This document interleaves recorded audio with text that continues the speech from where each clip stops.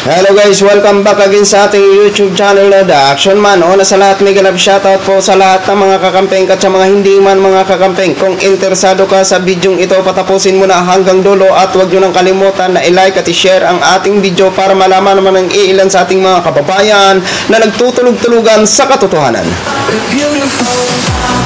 So muli naman nagbabalik ang nag-iisa nyong host na si The Action Man para magbigay ng komentaryo at reaction sa mga mainit ng issue ng bayan. So ito mga ka-action, mga kakamping, no, may gusto lang ho ako na i-share sa inyo. Pagpasensyaan nyo na po kung medyo maingay gawa ng umuulan po dito sa areas namin mga ka-action, mga kakamping, no. Sa ating mga kababayan dito sa Pilipinas, mag-ingat-ingat po kayo kung apektado kayo ng bagyo ho.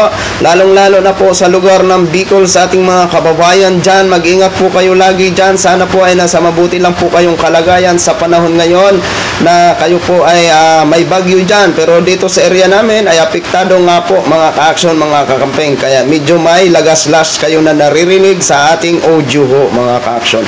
So ito ho, ito na. 11% ang nawala kay Vice President Sara Duterte sa latest update ng survey ng Okta Survey mga ka-action. Ano ba ang mga naging dahilan nito kung bakit bumagsak ng 11% ang kanyang trust ratings? Mukha yatang apektado na nga po talaga ang mga ginagawa ng ating mga kaibigan ng mga DDS na mga content creator.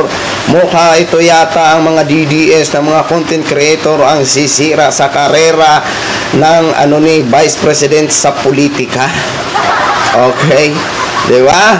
Samantalang siguro si Atty. Leni Robredo, kasi lagi nating on the air dito ang kanyang mga ginagawa sa kanyang programang Angat Buhay, is gumaganda at lalong lumulubo ang kanyang pangalan, mga ka-action, mga kakampeng. Kasi alam naman po natin na ang kakulangan ni Vice President pagdating sa Department of Education ay naiibsan nga po ng Angat Buhay program ni Atty. Leni Robredo. Kaya yan siguro ang mga dahilan kung bakit mukha yatang sa pagbulusok ni Vice President Sara Duterte, mukha yatang talagang sobrang bango na ni Atty. Leni Robredo, at lalong-lalo pa bumango ang ating manok dahil nga po sa aprobado para sa kanya ang mga pulisiya ni Mr. President Bongbong Marcos, no? Kaya napakaganda pong balita ito. Mukha yatang ang mga DDS supporters ang babagsak sa kanilang manok. Okay. So ito ho, mga ka-action, no?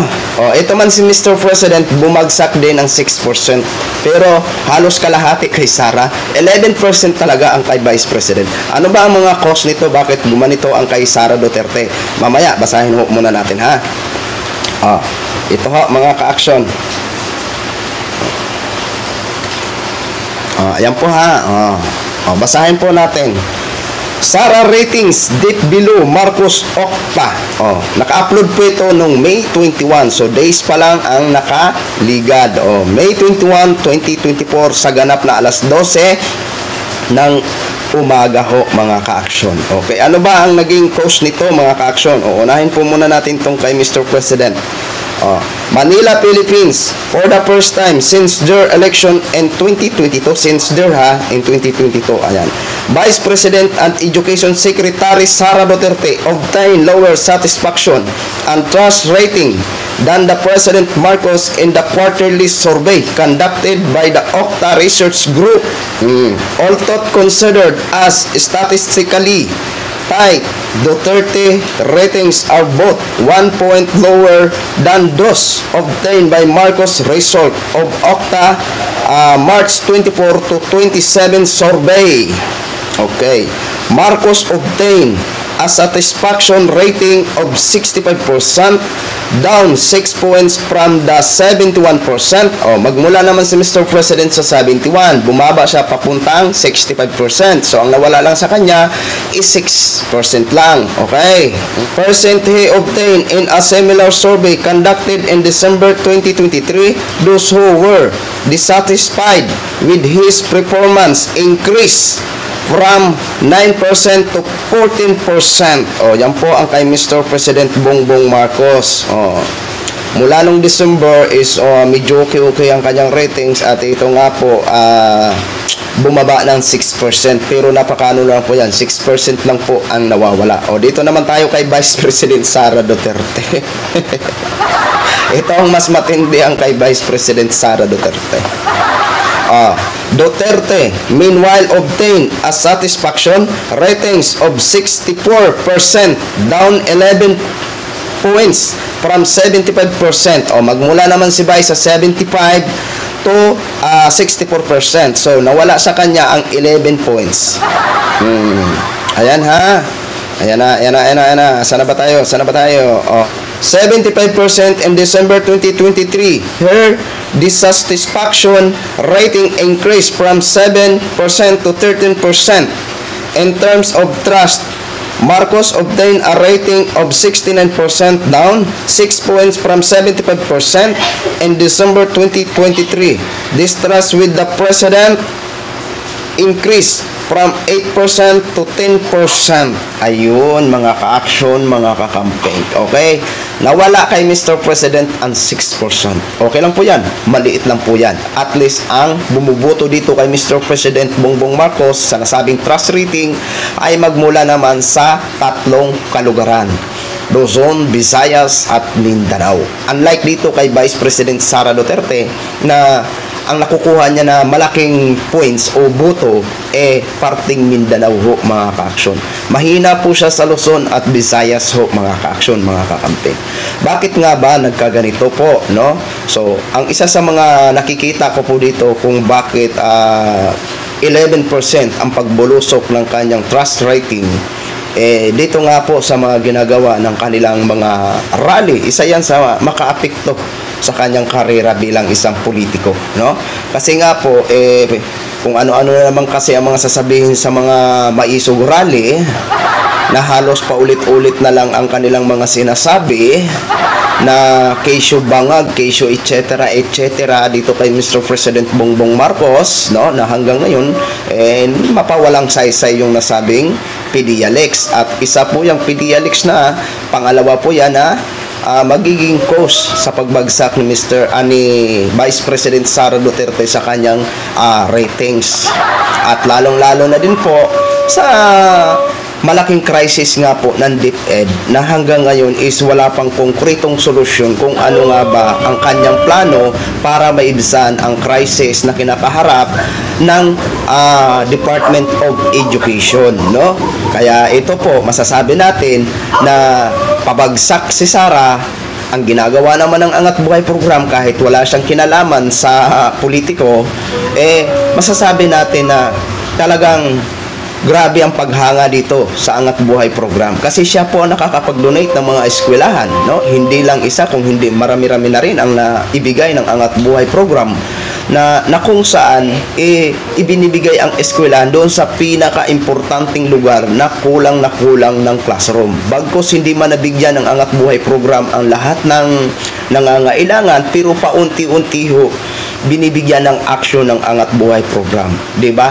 Napakasarap sa pakiramdam kasi hindi po yan pondo ng gobyerno. Kung hindi galing po yan sa mga tao na naniniwala sa Angat Buhay program, lalong-lalo na sa presidente dyan na si Attorney Leni Robredo sa nasabing programa. Siya ang president dyan sa Angat Buhay program. Kaya isa yan sa mga dahilan, yung PDLX at Maisog Rally, at lalong-lalo na sa mga DDS na mga content creator. Hindi naman natin nila lahat ang mga content creator nila. Yung mga iba lang dyan na kung bumirada, wala na sa issue at kung ano-ano lang ang binibintang dito sa Administrasyong Marcos, di ba? So alam naman po natin na ang kay Mr. President advocacy ngayon is suportado ho natin. Isa lang po ang hindi natin suportado dyan, yung chatcha, kasi no chatcha ho tayo.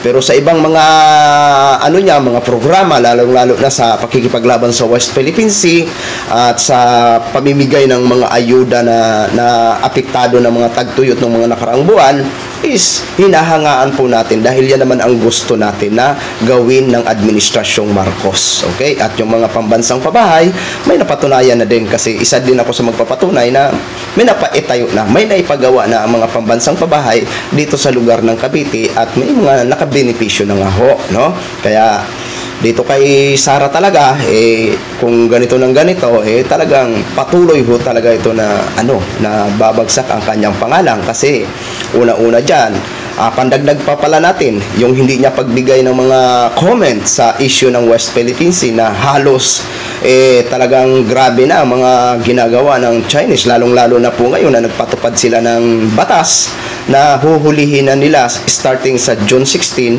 ang sino man na pumasok ng mga civilian sa kanilang itinuturing na mga borders. Yan po, no comment pa rin siya at hindi na siguro natin pwede pagtanungin si Sara regarding sa West Philippine Sea. Matik na po yun na wala siyang masasabi. Diba?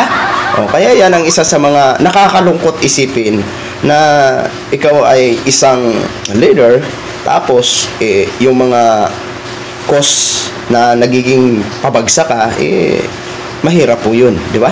Kasi isa yan sa binabasihan ng taong bayan, di ba? Kasi ito naman sana si dating Pangulong Duterte, sana marunong din siya magrespeto sa nakatalagang presidente ngayon. Lalong-lalo na for delikadesa, vice president ang kanyang anak at ang dalawa niya pang anak is congressman at saka mayor, no? Respeto na lang ho sana. Kung may maganda man siyang i-advise niya, hindi yung parang inggit at puot galit lang ang sinasabi sa mga rallies di ba? So yun lang ho mga ka-action, mga kakamping knog, share ko lang ho sa inyo. Maraming salamat po sa ating mga viewers Luzon, Visayas, South Mindanao, all over the world. Ako po ang inyong lingkod, si The Action Man. Have a good day everyone.